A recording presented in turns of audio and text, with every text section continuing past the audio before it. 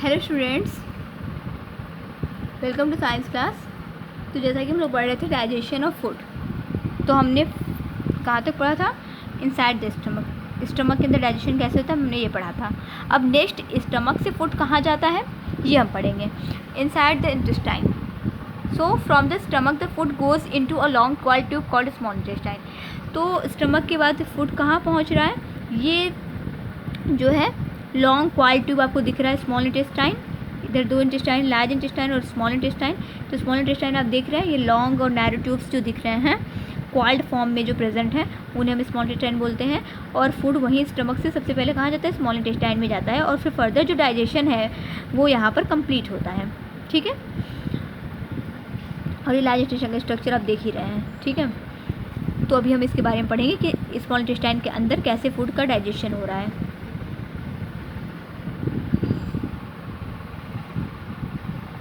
The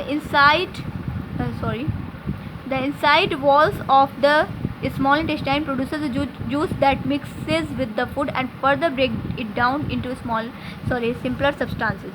तो क्या है inside wall? जो इंटेस्टाइन की साइड वाला अंदर की तरफ ही जो वॉल है वो क्या प्रोड्यूस करती हैं? जूसेस। ये भी डाइजेस्टिव जूसेस प्रोड्यूस करती हैं जो कि फूड से मिक्स होता है और फर्दर ब्रेकडाउन, मतलब अभी तक तो स्टमक में थोड़ा ब्रेकडाउन पार्शियली डाइजेस्ट हो गया था फूड, लेकिन इंटेस्टाइन में आने के बाद उसका फर्दर ब्रेकडाउन होता है, फिर से वो और सिंपलर फॉर्म में टूटते हैं और क्या कन्वर्ट हो जाते हैं पूरे सिंपलर सब्सटेंसेस में, जो कि ईजिली एब्जॉर्ब कर लेता है, ईजिली एब्जॉर्ब हो जाता है और ये ब्लड के थ्रू ट्रांसपोर्ट हो जाता है यहाँ से। तो यहाँ पे डाइजेशन कंप्लीट होता है हमारा स्मॉल इंटेस्टाइन में। ठीक है, तो यहाँ पे लास्ट ये डाइजेशन कंप्लीट हो रहा है। The liver and pancreas secrete more digestive juices into the small intestine. तो एक तो स्मॉल इंटेस्टाइन की वॉल है वो डाइजेस्टिव जूसेस सीक्रेट कर रही है, इंटेस्टिनल जूसेस सीक्रेट कर रही है, और इनको कहाँ से मिलते हैं डाइजेस्टिव जूसेस और कहाँ से सीक्रेट हो रहा है? लीवर और पैनक्रियाज। तो ये दोनों ऑर्गन में इन्वॉल्व हैं। लीवर जो है वो हमारा बाइल सीक्रेट करता है, आगे आप क्लास में और मतलब ब्रीफली पढ़ेंगे, अभी इतना ही जानिए कि लीवर से भी डाइजेस्टिव जूसेस सीक्रेट होता है, बाइल सीक्रेट होता है। और फिर ये है हमारा पैनक्रियाज है, वो भी पैनक्रेटिक जूसेस सीक्रेट करते हैं उस जो कि डाइजेस्टिव जूसेस हैं। तो वो ये दोनों क्या करते हैं? अपने सिक्रीशंस को स्मॉल इंटेस्टाइन में पोर कर देते हैं, भेजते हैं, और फिर यहाँ पर उनकी हेल्प से इंटेस्टिनल जूस और ये बाइल जूस और ये पैनक्रेटिक जूस तीनों मिलाकर, तीनों की हेल्प से क्या होता है? हमारा डाइजेशन यहाँ स्मॉल इंटेस्टाइन में कंप्लीट हो जाता है। तो ये था हमारा डाइजेशन।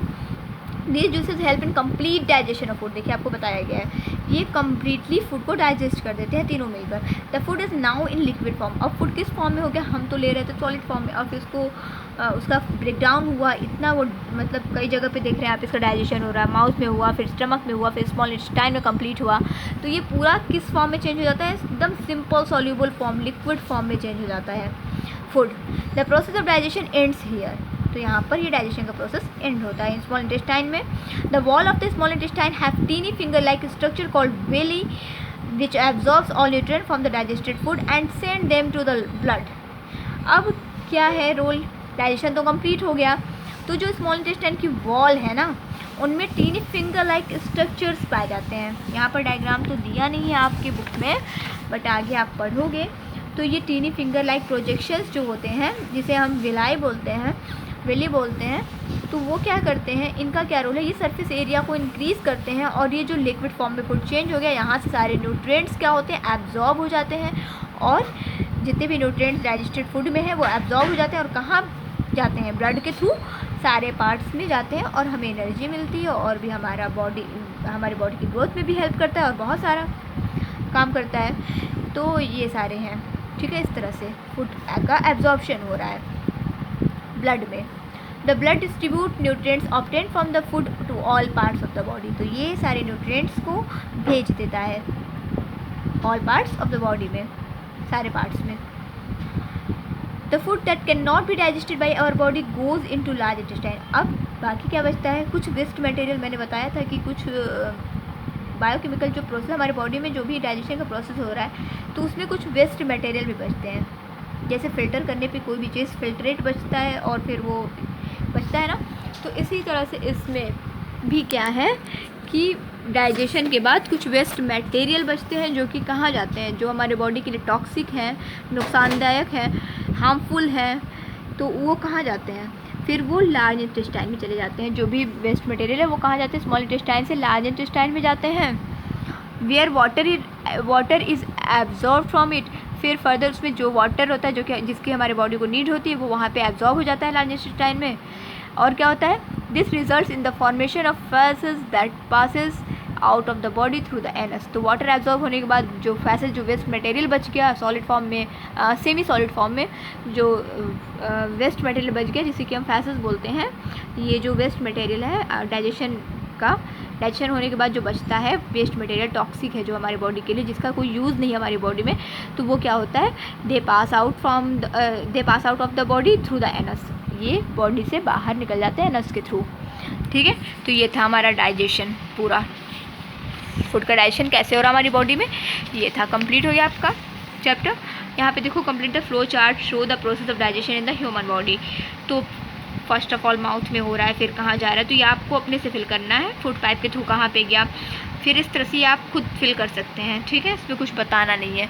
तो ये मतलब जैसे दिया गया है इसी बुक में ही आप इसको फिल कर लेंगे। नेक्स्ट है हमारा गुड ईटिंग हैबिट्स। तो ये कुछ अच्छी आदतें हैं खाने की, जैसे किस तरह से खाना खाया जाता है। तो देखो यहाँ पर कुछ अच्छी आदतों के बारे में बताया गया, डिस्कस किया गया है, जो आपके लिए बहुत नेसेसरी है, बहुत ज़रूरी है। अभी आप बच्चे हो तो आपको ये ज़रूरी है सीखना। तो फर्स्ट है हमारा eat food at fix time. हमें फूड टाइम से लेना चाहिए, है कि नहीं। टाइम से फूड लोगे तभी तो हेल्थ अच्छी रहेगी। नेक्स्ट क्या हमारा, chew food well before swallowing। निगलने से पहले हमें अच्छे से फूड को चबा लेना चाहिए ताकि वो अच्छे से डाइजेस्ट हो और अच्छे से जो भी न्यूट्रिएंट्स हैं वो एब्जॉर्ब हों, तो तभी तो बॉडी बिल्ड अच्छे से होगी, ग्रोथ अच्छी होगी हमारे अंदर और सारी मेटाबॉलिज्म ठीक से होंगी। तो इसलिए हमें अच्छे से फूड को चबा लेना चाहिए।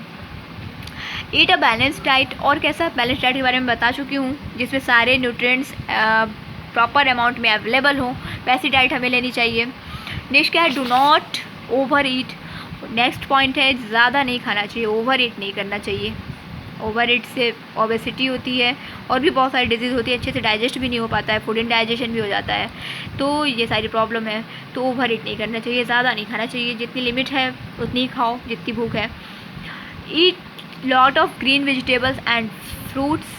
और हमें ज़्यादा से ज़्यादा ग्रीन वेजिटेबल्स खाने चाहिए और फ्रूट्स खाने चाहिए, जिससे कि हमें प्रॉपर अमाउंट में विटामिन एंड मिनरल्स मिले और हमारी बॉडी फिट रहे, हेल्दी रहे, कोई डिजीज़ ना हो। ठीक है।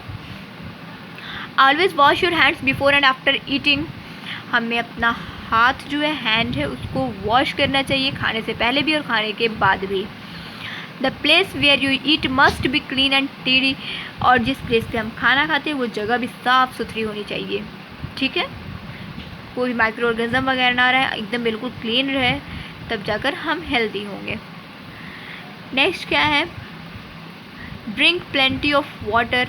और ज़्यादा से ज़्यादा पानी पीना चाहिए, तभी अच्छे से प्रॉपर डाइजेशन होगा और प्रॉपर फिल्ट्रेशन होगा ब्लड का, तो हमारी बॉडी अच्छी रहेगी, मेटाबॉलिज्म अच्छा रहेगा हमारी बॉडी का। ठीक है। नेक्स्ट क्या है, eat fried foods, sweets and ice creams occasionally.